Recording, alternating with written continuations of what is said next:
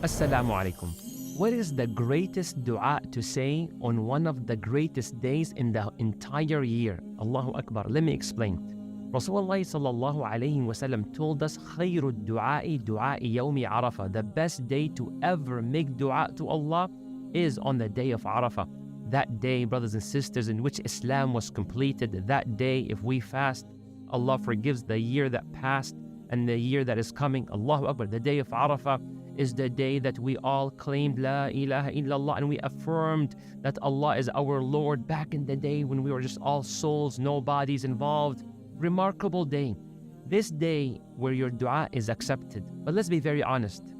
I went to Hajj and I lived through different Arafah days, and you went as well to different Arafah days. And if you have not gone to Hajj, may Allah allow you to witness it, Ya Rabbal Alameen, and grant you an accepted Hajj.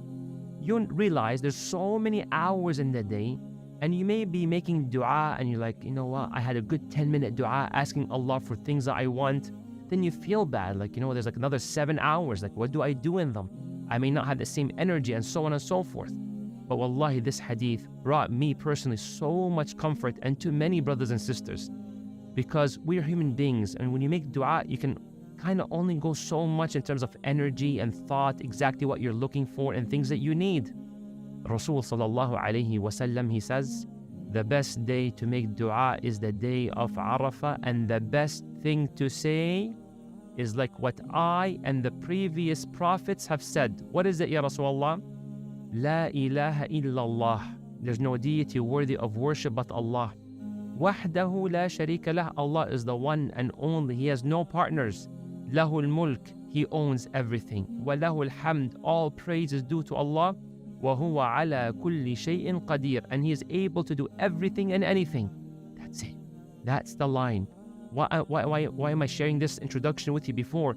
Because now when you're tired, or when you're in the car, or when you're about to nap, or you're about to go maybe have dinner, or right after, just repeat that dua. La ilaha illallah, wahdahu la sharika lah, lahul mulku wa lahul hamd, wa huwa ala kulli shay'in qadir. When you praise Allah, you know what happens? Then Allah gives you that which is best for you. When you praise Allah, then you are stacking so many hasanat beyond perhaps your imagination. Follow the sunnah of Rasulullah sallallahu alaihi wasallam.